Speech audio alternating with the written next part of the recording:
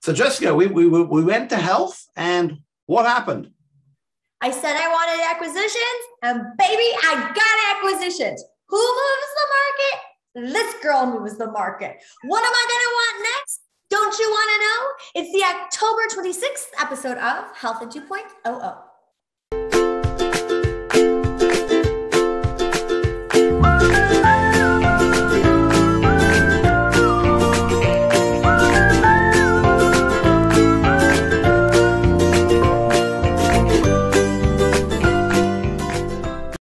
All right, Jessica, so tell me about the fun you had at Health. I had so much fun at Health. It was so nice to see everybody. Like, truly, I feel like it was just so great to connect with people in real life. How much of Monday evening do you remember? Monday. Nothing. There's a part in the middle I remember, and there was a part at the beginning where I was so old I just forgotten it, and a part at the end where I think I might have been interfered with by whiskey. I did gate crash a party held by Ellipsis, and I spent a lot of time telling people I knew on Ellipsis and they weren't there. Then I discovered I was the wrong side of the velvet rope. I already sent abuse to people I know on Ellipsis on Twitter, right? Explaining that they weren't there at their own party, but they actually were there. It was my own. Look at you causing mischief again.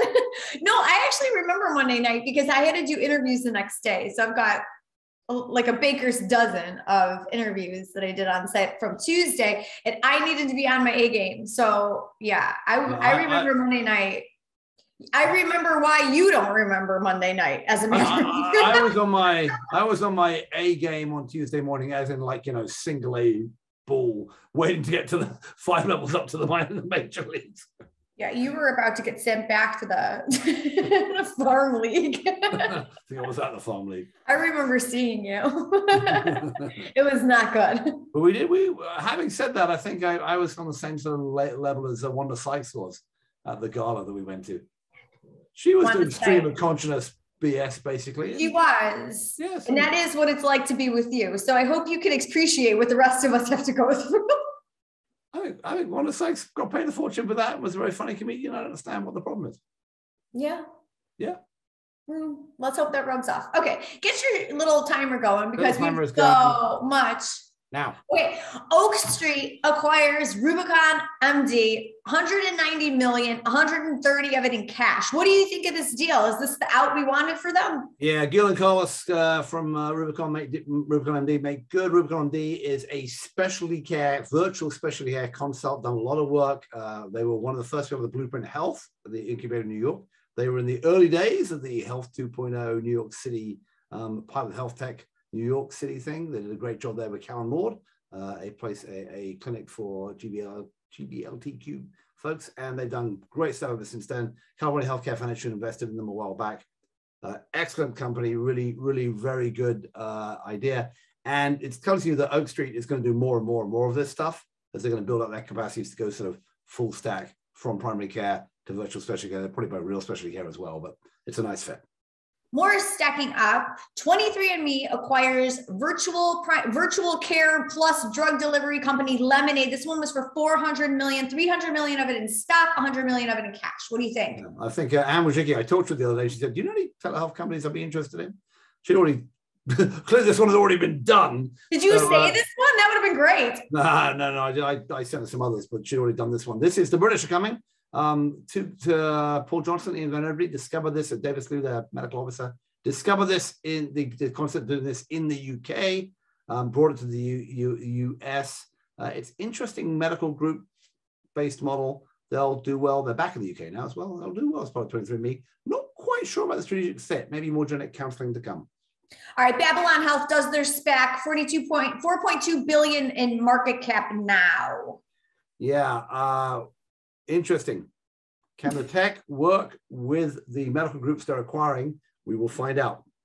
Everlywell acquires Natalist. This one is undisclosed, but this is Everlywell's third acquisition in 6 months. They're doing a lot over there. Yeah, they've changed the name of the company. It's Everly Health. Everly Health. Everlywell is now the at-home testing part of it, which still is a bunch of tests which are a little bit unusual. It's not the standardized tests, although they've done a lot obviously with COVID. They've been growing very rapidly. I saw some data on that. They looked think they're valued at like over 2 billion now. Julia Cheek, the CEO there, has been kicking butt and taking names. And interestingly, Natalist, which is very small, but is sort of a box and services for new mums, wannabe mums and new mums, created by Hallie Tecco of Rock Health fame. Interesting little merger there of two power CEOs. I wonder how that will go. Hopefully well, but hopefully it'll go Everlywell for. Oh God, seriously? Terrible. Why did you? I'm gonna get you in trouble. Why did you say that about this one and not about 23andMe and Lemonade? Oh, because nice English guys who run Lemonade, they'll do exactly. They'll do whatever Ann says. They'll do what Ann says. Paul Johnson's not going to cause any trouble. Paul's a lovely man. Keep calm and carry on. He absolutely. And you know, it's the thing is they don't do much in genetics, right? And 23andMe doesn't do much outside genetics. So is 23andMe moving, using some of that stock to go into areas which might grow a bit faster than while they wait for that drug development side to come on?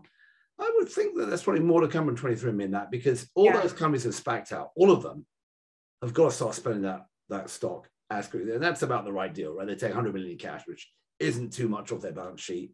They pile a bit of stock on. And Lemonade was growing very fast. It took a long time to get to $1 million revenue.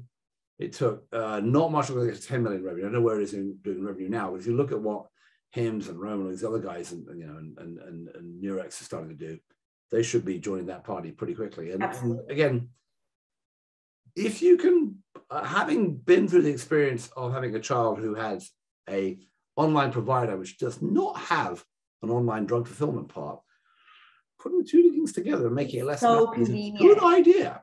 It's absolutely so convenient. Yeah. No, it's smart.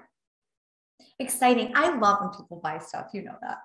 Well, look, you've got a lot more buying to be done. So there's a lot more money sitting around. Oh my God. And it's like, we're in the throes of Q4. Everybody's got to get this off the books before they get taxed on it. This is like me buying a new computer at the end of the year. I don't, that's quite how it works. Whatever.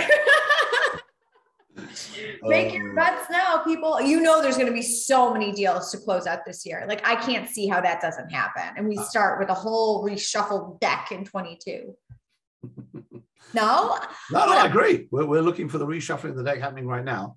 And the other thing that's worth mentioning is that the sort of, if you look at what's coming out of the Julie Hughes of the world, and she did a session on this last night on Clubhouse, there's going to be a whole bunch of sort of this new tense. Can we do, different ways to plug holes? But in the end, someone's got to go and take this to employers and health plans, and they want a more complete offering. And we've got the 400 plus companies on the health show floor have all got to huddle together for warmth so that they can be bought in an easy way. And this is what I was saying to you, whole shadow health system being built alongside. And the next thing you know, that milkshake is drunk and we are in a whole different place. When I tell you my conspiracy theories, you're like, yeah, Julie Yu says it. And you're like, this is brilliant. I really don't blame. Now that I said it out loud, I guess I don't blame you. I saw Julie Yu on Monday night at the Zeus party. I think her exact words were, "You're brilliant, Matthew." I don't think that's what she said. Monday night is the night you don't remember. And at that party, which was the last party, I am pretty sure anything that you think you remember from there was a dream. Right, get us out of here before I get. I want to say one last thing though. I do want to shout out our friends at Health. They did a great job. Like for our first big in-person conference, I really think they did an awesome job. Yeah. So I just have to say that. Yeah. Okay, now I'm ready. For more love, hit up at Justamasa on Twitter. And for more things that he thinks he remembers that he doesn't, why don't you go see what else Bolty Boy is talking about over there on the same platform. And to never miss a Health in 2.00, a WTF Health interview, or any of the brilliant things coming out of the minds that are writing for the blog, subscribe to the email newsletter over there at thehealthcareblog.com. That was good. Do you want to count me down again? Do you want to show everybody your fucked up countdown? If I go 3, 2, 1. That is so wrong. Who does that? You're going backwards. 3, 2, 1. You're like 3, 2, 1. Out of 3 numbers, you're wrong. 2 out of the 3. And this is par for the course. We'll talk to you guys soon.